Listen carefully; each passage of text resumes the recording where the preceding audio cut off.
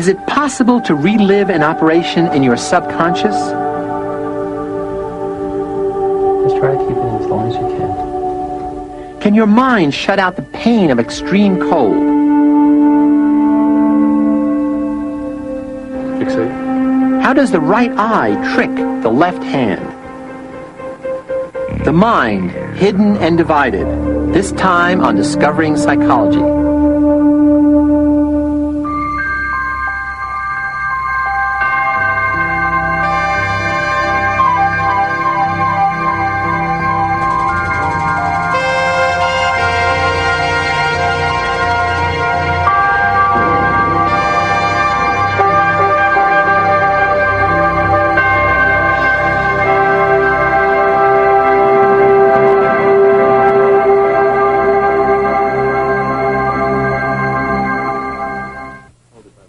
Consider an ordinary operation under anesthesia. The patient is unconscious. All indicators are normal. But then the surgeon finds a growth that could be malignant. He says out loud that the patient may have cancer. Fortunately, it's a false alarm. The growth is benign. The operation is successful and the prognosis is excellent. The patient should feel fine in a few days, but for some reason, she doesn't. The patient became listless and moody after the operation. No one could understand why, least of all her. Finally, as her depression deepened, she sought help from a therapist who decided to use hypnosis to explore the cause of her problem. As the patient relived the operation in her mind, the truth came out.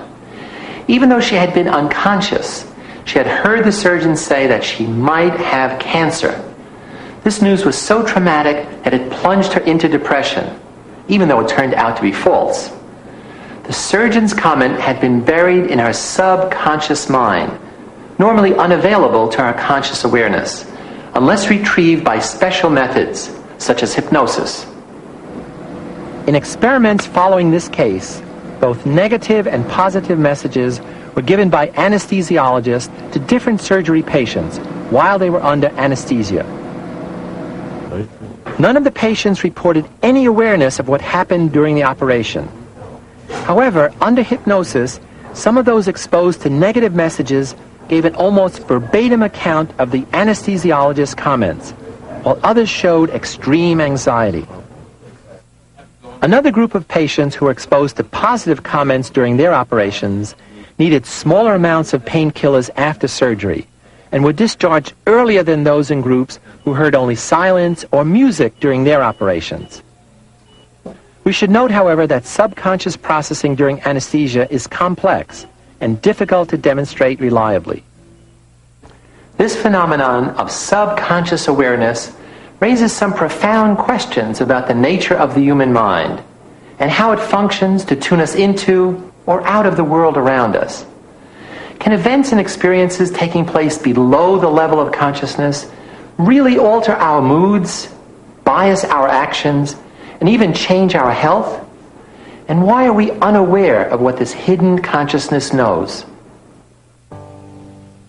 In Western civilization, it has been traditionally held that reason, free choice, and carefully weighed decisions guide our actions. We assume that we have ready access to our most significant thoughts, feelings, and memories, that it is truly possible to know thyself. At the same time, the brain has been seen as a monolithic command center that can know everything because it is master of all it surveys. But recent experiments in neuroscience suggest an alternative conception. It seems that our brains are organized into many separate mini-brains, or cognitive modules. Each of these is designed to do a specific job, such as speaking, or reading, or drawing. Moreover, our minds are devoted to concealing some truths we would rather not face, either unpleasant memories or even current experiences. And so, to know thyself, one needs to explore the murky realm of the unconscious and the subconscious, where consciousness can take on various disguises.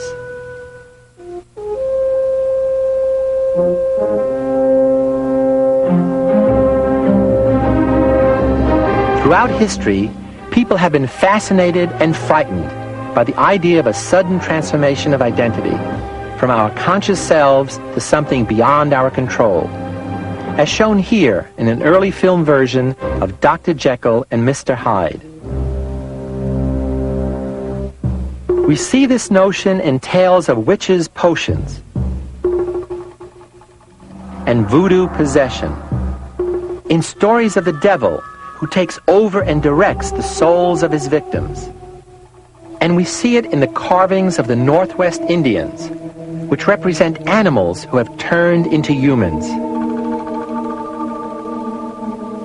And although we know of no confirmed sightings of animal humans or witches or devils, we do know that certain chemical substances can dramatically change how the mind functions and even how personality is expressed. Our consciousness can be profoundly altered by psychoactive drugs called hallucinogens, most notably LSD, psilocybin, and mescaline, and more commonly, marijuana. A survey of nearly 500 societies around the world reveals that 90% of them practice some culturally patterned form of consciousness alteration, sometimes with the assistance of drugs, and sometimes by meditation or fasting. Experiencing traumatic events, even those deep in one's past, can also alter consciousness. At the University of Pittsburgh, psychologist Jonathan Schooler looks at the controversial phenomenon of recovered or discovered memory. Recovered memories are situations in which individuals believe they have remembered long-forgotten incidences of abuse. Many researchers in the field believe that these recovered memories are largely the product of therapist suggestion, that is, that they actually didn't happen. Others believe that these are generally true and are actually the product of long-forgotten, repressed memories. What I've been doing is to investigate these cases. Jonathan Schooler, it's nice to see you. Good to meet you. And try to find evidence that sometimes, at least, these memories can correspond to actual incidents of abuse. Schooler's research led him to the case of J.R., whose recollection of having been molested as a child didn't surface until he was an adult. Schooler was interested not only in how memory finally emerged, but in determining if it was true. We went to a movie called Nuts with Barbra Streisand. Picked it, fairly randomly, fairly much on the spur of the moment. Didn't have any clue what it was about. During the course of the movie, it becomes clear that this female character was abused as a kid. And afterwards, we went out to dinner, and I felt very sort of agitated, kind of distracted that night. We lay down in bed, and Laura knew something was up. And that's when the first memory came to me, and I turned to her at one point and said, what happened to that little girl happened to me. One of the most important aspects in determining the credibility of a discovered memory is to obtain confirmatory evidence. Can you tell me about any efforts that you've made to corroborate the abuse that you've described?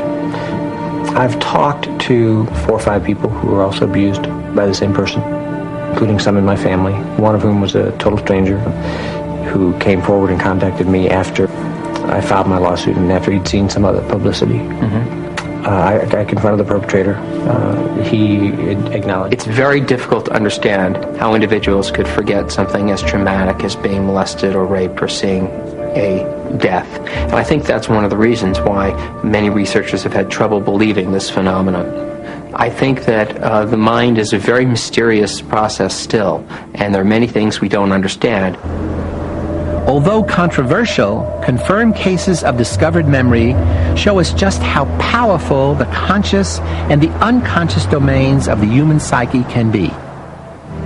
It was Sigmund Freud, remember, who pioneered exploration of the unconscious. It was there he believed that primal sexual desires, aggressive urges, and painful memories are exiled. According to Freud, these traumatic thoughts and feelings, which threaten to overwhelm the individual if let loose, are forcibly removed from our conscious awareness by the process of repression. But over time, the binds that keep them imprisoned in the unconscious begin to loosen until an alarm goes off. The alarm is acute anxiety, which signals that an escape to conscious awareness is imminent. In order to prevent that escape, new defenses are called upon, ego-defensive mechanisms, which act to restrain the imprisoned thoughts and feelings at all costs. But the more heavy-handed the defenses are, the greater the pressure for escape, and the less energy the person has to deal with reality, until the entire system begins to crack under the strain, and mental illness results. For Freud, this dynamic of the human unconscious influences all our choices, decisions, memories, and dreams. It's even behind those slips of the tongue we call Freudian slips, such as greeting a guest with, "I'm so sad you're here," instead of, "I'm so glad you're here." Errors like that, Freud tells us, are windows into our unconscious feelings, which otherwise might have remained hidden. But contemporary researchers are showing that the unconscious is much more than the storehouse of the unpleasant and forbidden. It represents a basic process we all use regularly.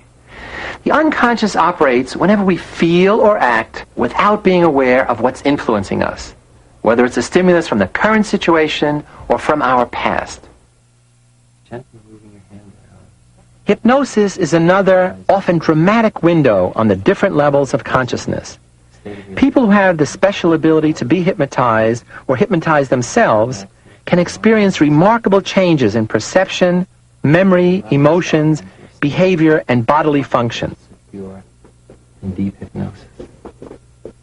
The hypnotist is merely a coach, facilitating the optimal performance of the subject. Michael, because you're highly hypnotizable, we can begin our hypnosis session today without any elaborate induction. In fact, all we have to do is have you concentrate on the target, which is your thumb. And as I move your hand down, just allow a state of deep relaxation to enter your body. And you feel very comfortably relaxed. And just let yourself go into a very deep, full, comfortable state of hypnosis. Get into a very deep, comfortable state of relaxation.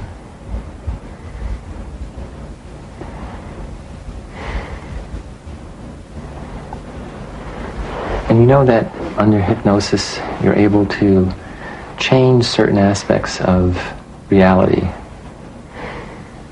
to visualize things and have those images influence how you think, feel, and act.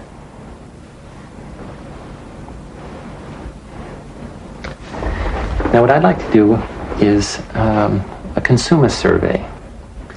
I have here two colognes, a French cologne, which is described as flowery. And I'd like you to smell that, and then I'd like you to compare it with a second cologne. I'd like you to take a deep smell of this, Michael. How would you describe that? It's pleasant. It's kind of flowery. Do you think it's something you might wear? No. Why? It's okay, but it's a bit sweet. But it's nice. Michael, I'd like you now to sample the second cologne. This is a California cologne described as musky. I'd like you to take a deep whiff of this one.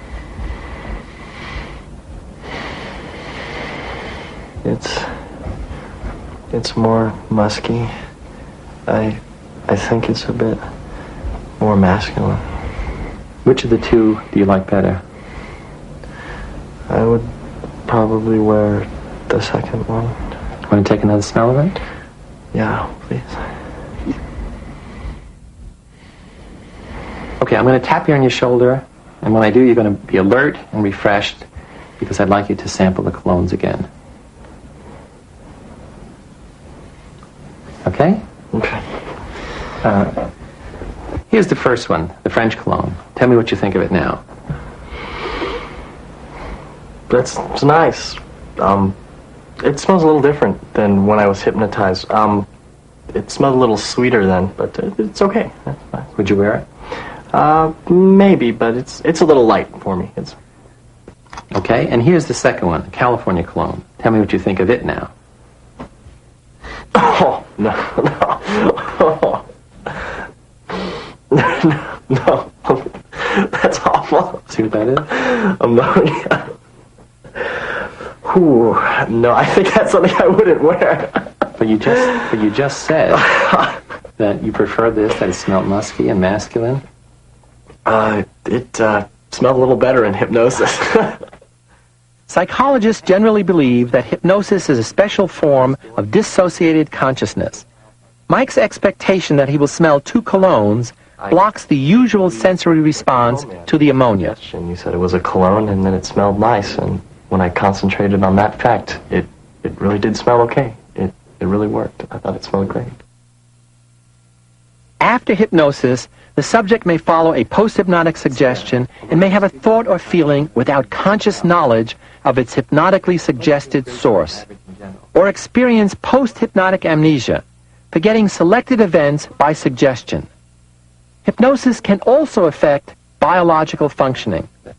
One of the most important practical applications of hypnosis is in pain control, used in surgery, dentistry, and childbirth.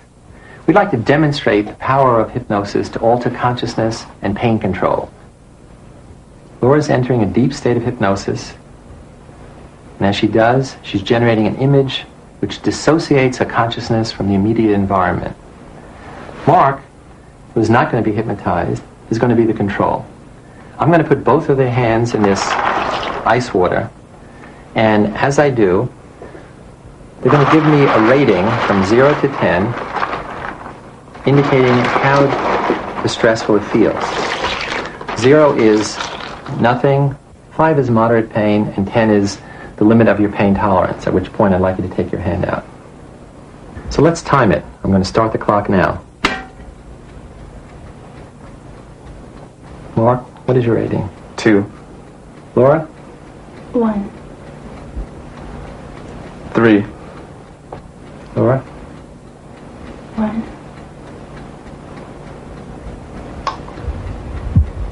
4. Laura? 1. 5.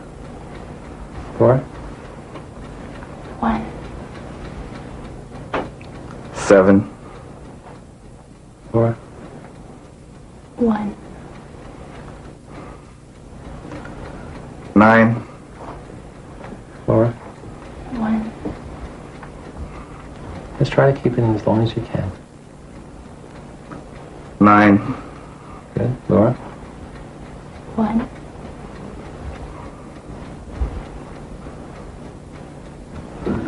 9. Good. Laura? 1. 10. Laura? 1. Despite the evidence, it's still hard for most of us to accept the notion that the human mind can act in ways that are contrary to the individual's best interest, or that so much can be swept under the rug of consciousness, with so many important ideas and feelings kept out of sight. But suppose we could illustrate that parts of the mind can actually be separated and can function independently from each other, that the mind can be a double agent, spy and counter-spy at the same time, revealing and concealing, knowing and not knowing, aware and confused. How? By cutting the brain in two and seeing what happens. Patients suffering from otherwise incurable and incapacitating epileptic seizures are often helped if the connection between the two cerebral hemispheres is cut. The two halves of the brain are mirror images of each other, connected by the corpus callosum, a bundle of about 200 million nerve fibers, carrying information to and from each side of the brain. When it's severed, the brain's electrical impulses that cause epileptic seizures are blocked from spreading. In a sense, the brain is divided already. The nervous system is wired so that incoming sensory impulses from our vision or our sense of touch are routed to the opposite side of the brain. So what's seen by the right eye or touched by the right hand is routed to the left hemisphere of the brain, while the right hemisphere picks up signals from the left eye and left hand. Normally, this information is then shared by both sides of the brain via the corpus callosum. But when it's cut, all that changes.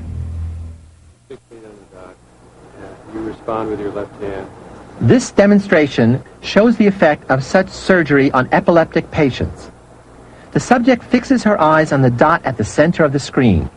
The right brain sees only the left visual field, and the left brain sees only the right visual field.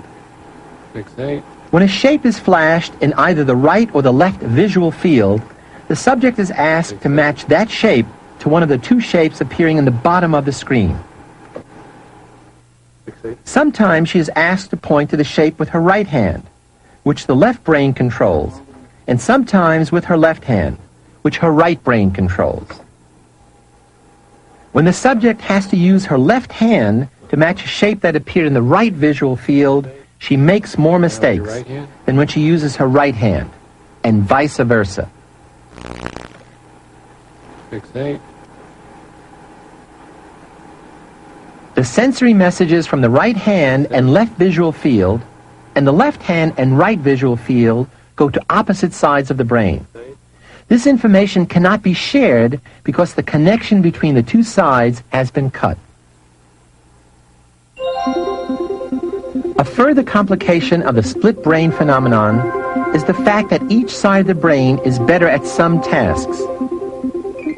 The right side of the brain is thought to be better at perceptual problems, pattern recognition, and spatial relationships, while the left side seems to be better at language, analysis, and creating explanations.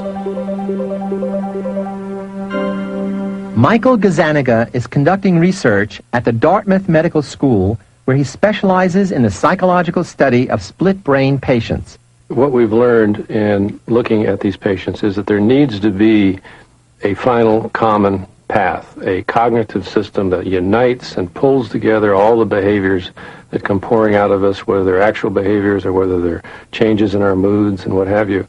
We need a system that allows for integrating this and interpreting it into some kind of continuous story about who we are and what we are and where we're going and where we've been. And studying the neuropsychological patient, the broken brain, as it were, as we say, allows you this insight. It shows you that the brain is organized in terms of many modules, many sub-processes. These separate modules can all create real behaviors. They can create changes in mood.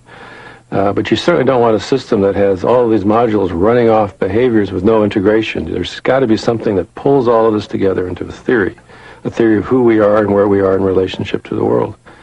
And the neuropsychological data from both split brain patients and other focal disease patients suggests that there's something in the left hemisphere that we've called the interpreter that performs this integration, this crucial link for human consciousness. The notion here is that the interpreter turns out to be the essential feature of the human brain that allows for this individual stamp, as it were, on our lives, because it is pulling together our own personal events, our own personal responses to the environment, and giving them an interpretation.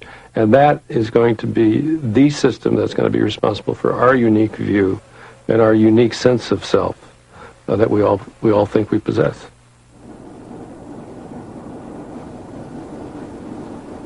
Some neuroscientists and cognitive psychologists believe that if the brain is in fact a confederacy of modules, it might work like this. One module might deal only with recognizing faces, another with mathematical calculations, a third with perceiving angles, and so on.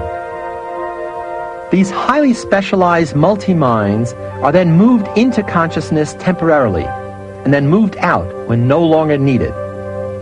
But when the wrong mind module is moved in, or isn't moved out fast enough, we're in trouble. The result is an error in judgment. So, where does this leave us? With a mind that hides what it doesn't want to accept? A consciousness that doesn't know the whole plot? A cast of character actors ready to improvise new roles, and a brain brimming with scriptwriters who don't always know what the others are up to or what they want. It's an awesome task to bring them all together, to create one integrated self, as we'll see next time. Until then, I'm Philip Zimbardo.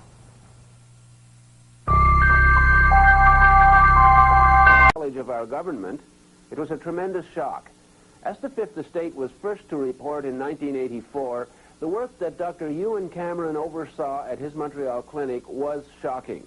Now the story of Cameron's experiments and the victims' struggle for justice have been made into a riveting movie to be broadcast on CBC television this Sunday and Monday nights. For the victims of the sleep room, the horror has never really ended.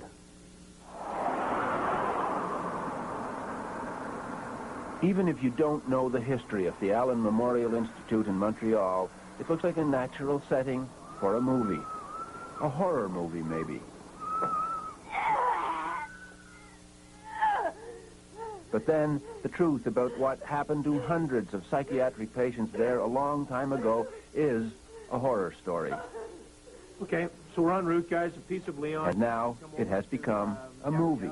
A dramatized account of a bleak chapter in the history of Canadian psychiatry, produced by a former Fifth Estate documentary maker, Bernard Zuckerman. Literally could not make change for $1. The central character in the TV movie is a world-renowned psychiatrist at the Allen in the early 60s. His name was Dr. Ewan Cameron. Dr. Cameron. It's the classic story of good turning to evil in its most simplistic terms. I mean, Dr. Cameron started off as someone who was probably one of the most enlightened psychiatrists in the country. But then something happened. And whatever happened, suddenly here is this enlightened doctor, this noble doctor, who begins doing more and more and more bizarre experiments on his patients to the point where he is destroying the minds of hundreds of people. These are the days, and ours are the occasions. Inspired by the exuberant post-war optimism in technology, Cameron thought he'd achieved a major scientific breakthrough: how to repair a damaged human mind. The media rejoiced, even coined a phrase which would become a tragically silly oxymoron: beneficial brainwashing. Linda MacDonald was a young mother with 5 children under the age of 5 when she started feeling low. Her family doctor knew just the man to make her better. I was tired, I was depressed, my back was hurting. And so he said to the children's father, why don't you go to Montreal and visit this Dr. Ewan Cameron, this famous man who has all of these accolades, and have an assessment. So we went. My medical file even says that I took my guitar with me. And that was the end of my life. Within 3 weeks, Dr. Cameron decided to call me an acute schizophrenic and ship me up to the sleep room. How long did they put you to sleep for?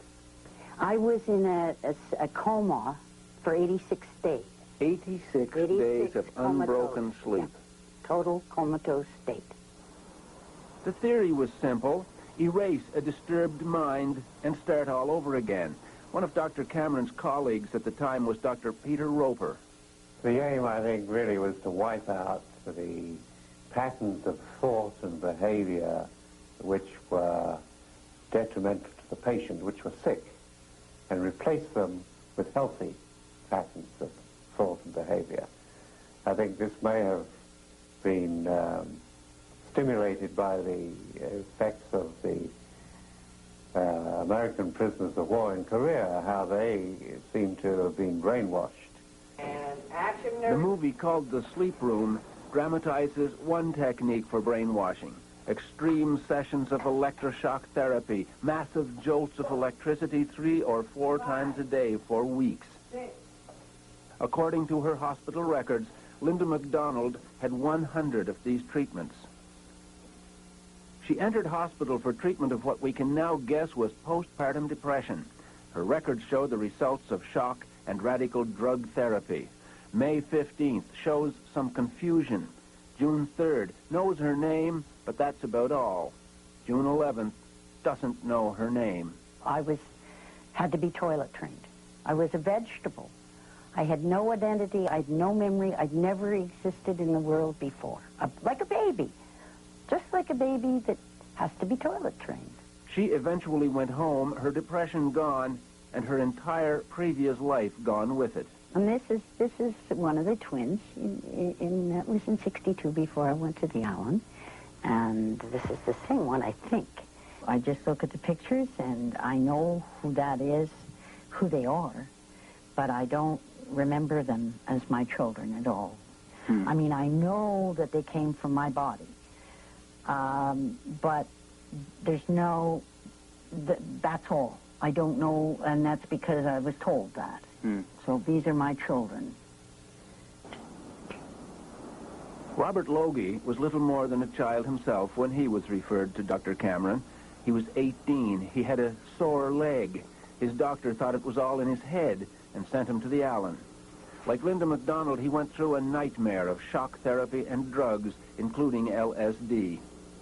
Well, I was given LSD about every second day and injected. And sometimes it was mixed with sodium amytal and other drugs. Idiot, part 1 on 1, take 2. Yep. Most of the drugs were experimental, but seemed suitable for brainwashing, or as Cameron preferred to call it, depatterning.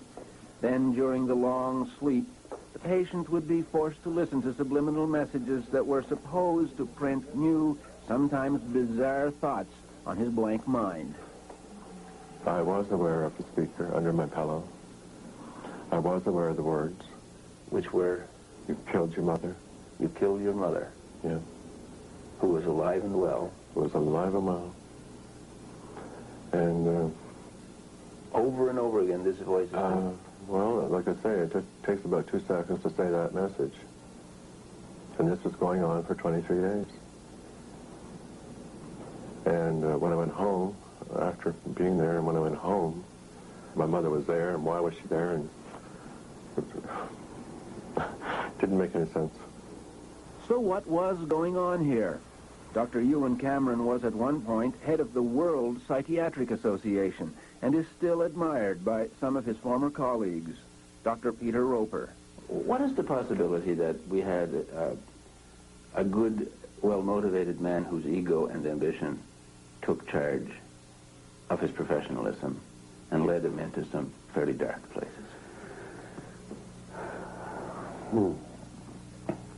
Well, I would put that chance as pretty slight. I think it's more likely that if he'd been around to defend himself when this story came out, we'd have a totally different picture of it. What would he say? Put yourself in his shoes. What would he say? I think he'd say, look, I treated these patients to the best of my ability. I didn't get all of them well, but most of them I got better than they were. A travesty, I agree. But in the movie, Dr. Cameron will not come off so well. They're your patients. Most of these people were discharged as cured. It accurately shows that many of his patients, inaccurately diagnosed as schizophrenics, were permanently damaged by his methods. Eventually, even Cameron had doubts about his experiments.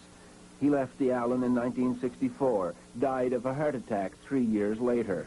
By then, the hospital had quietly abandoned the experiments. Destroy these people for nothing. You can't just walk away from this, Cameron. It'll come out and it'll ruin you. You can't walk away. Nobody knows for sure exactly how many people Dr. Cameron and his colleagues exposed to the program of chemical and electroshock treatment they called depatterning and psychic driving, a process which some experts have since called barbaric.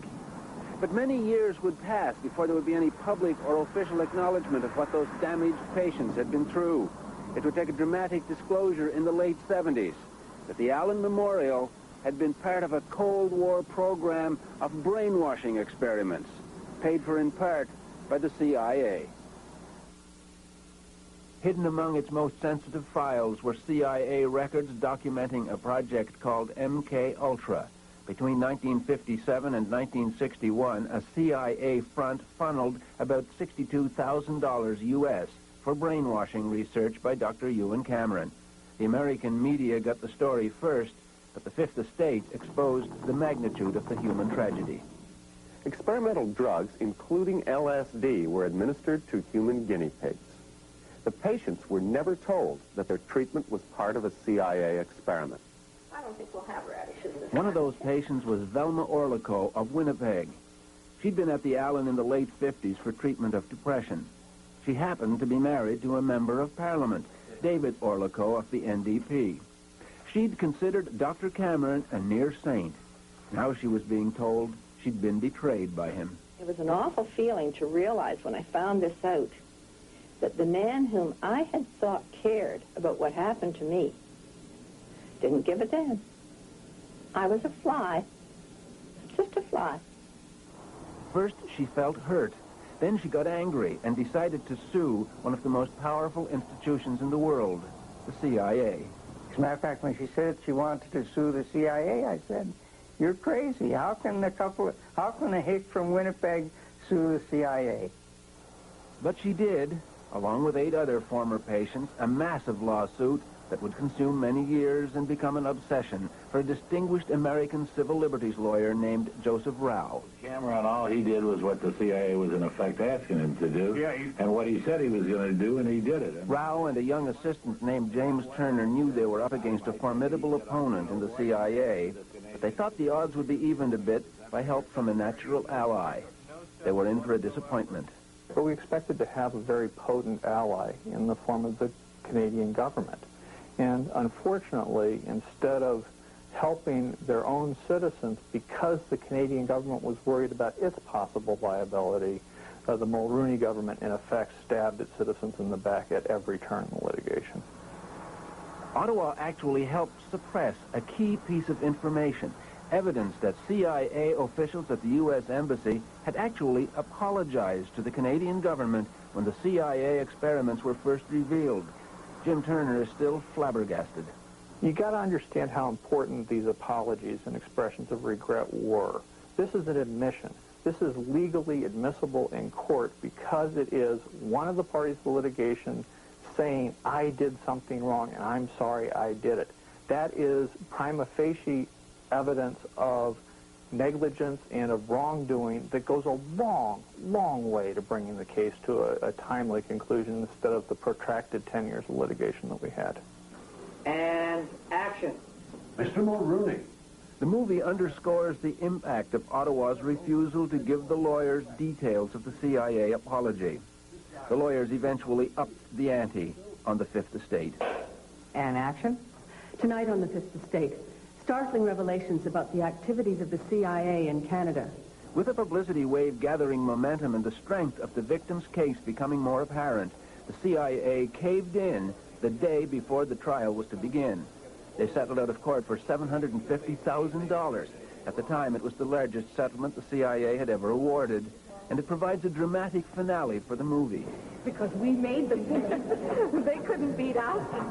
We won. You write that down, mister. Producer Bernard Zuckerman says besides the financial terms, this was a major moral victory. Here you've got 9 little Canadian victims taking on probably the most powerful institution in America, the CIA, and these little Canadians, they win. They get the CIA to settle and give them money and, in effect, an apology saying what we did is wrong. The movie ends with a CIA settlement, but the story didn't end there. Troubling questions would persist, especially about the government of Canada. So why was Ottawa so ambiguous when it came to helping some Canadian citizens get compensation from Washington for what they endured in a program that was inspired mostly by American Cold War fears? Well, the answer was simple. The government of Canada was even more deeply involved in the Allen Memorial experiments than the Americans. Dr. Cameron's experiments were funded to the tune of $500,000 by the Federal Department of Health and Welfare during the 50s. And the funding didn't stop then. They kicked in over $51,000 after the CIA project ended in 1961, which was when a young, stressed-out mother named Linda MacDonald became part of the Allen Memorial story. When she discovered that her own government had been funding brainwashing experiments on her, she made a dramatic decision. You decided to take on the government of Canada. Oh, sure. Well, hey, considering what I'd already been through, that was a snap. You know, what else? Why not? It must have become obvious to you fairly quickly that you were ramming your head into a brick wall. Yes. I'm stubborn, too. It got to the point where every time, whether it was John Crosby or Raina Titian or then the Honorable Kim Campbell, it got to be, you guys, we're gonna stay alive. And I said that to Brian Mulrooney, too. If you think I'm going away, you've got another thing coming. I'm not going to go away. I finally discovered... Linda MacDonald would hound the federal government for 4 years before finally in 1992, Ottawa grudgingly agreed to compensate her and some of Dr. Cameron's other victims $100,000 each in exchange for signing away the right to sue the government or the hospital. But it was an ambiguous victory. Ottawa refused to acknowledge any wrongdoing at the Allen, a conclusion backed up by a legal review of what happened there. The report by a prominent progressive conservative lawyer relied partly on expert advice from Dr. Frederick Grunberg, one of Quebec's leading psychiatrists, who made two controversial assertions: that patients hadn't suffered irreparable harm and that they had consented to the treatment. Well, what I meant is that the patients who were admitted at the Allen Memorial Institute were patients who went in voluntarily. So the sort of consent they gave is what was done was a sort of general consent to the hospital, the sort of consent that was given for surgery or for any other procedure. Consent had nothing to do with it. Dr. Cameron did not describe the treatment. He did not clarify. He did not give any way, shape, or form any kind of a hint of what was going to happen. That's not consent. And I don't even know whether he talked to me, because I'll never remember anyway. Dr. Grunberg shares a widely held view in his profession about the legacy of Dr. Ewan Cameron. I think he was a misguided man. He worked on a sort of a poor theoretical basis, and I think he was imprudent, considering. But I am convinced, and I'm still convinced, that he really wanted a therapeutic breakthrough. He had this motivation that he was going to break this terrible condition. You seem to be saying the things that Cameron did were awful, but he meant well, so we'll forgive him. And the victims or the patients will have to live with the consequences. It's not a question of forgiving. As I say, the thing is, we put what he was doing in the perspective of his time. And a lot of awful things were going on. A lot of people are saying, considering the accepted practice and the science available at the time, this was an appropriate thing to do to you. What? It wasn't treatment, if that's what you're suggesting. It wasn't treatment for anything, not a toenail or anything. It was out and out guinea pigs for brainwashing experiments. That's what it was. It's been more than 33 years since the Allen put an end to the practices initiated by its most notorious doctor. It has recovered its world-class reputation as a leader in the treatment of mental illness. Dr. Peter Roper was dismissed from the Allen 2 years after Dr. Cameron left. One of the reasons, he insisted on following Dr. Cameron's technique. You argued strenuously to continue the depatterning of your patients. Well, I felt that I had a duty to my patients to give them the best possible treatment. And if there were some that were not responding to any other form of treatment, the only thing left was the patterning for them. then I felt that it should be done. You sound almost nostalgic for the 50s and 60s. Oh no, it's not nostalgia. It's a question I think that bothers a lot of doctors, but it's rather sad if they're prevented from having that treatment because of administrative, political, or other reasons which have nothing to do with good medical practice. For Linda MacDonald, good medical practice in 1963 turned an emotional crisis into a horror that would haunt a lifetime. Here we are. This feels strange. This spring, she returned to the Ottawa High School, where she graduated in 1957. Hi, Linda. I'm Ann Argue Highland. How are you? Hi. I was in the Liars Club. I don't know if you remember. I don't remember at all. No, I guess not. Oh, and all of these people, we knew all of these people. She has no memory of this place or those times, or even of who she was back then. Oh, there I am. Look at me. Did they call me Linda? Yeah. I am who I am today. My family tells me that I am very much like the Linda that they knew when I was growing up. Gregarious, always tough.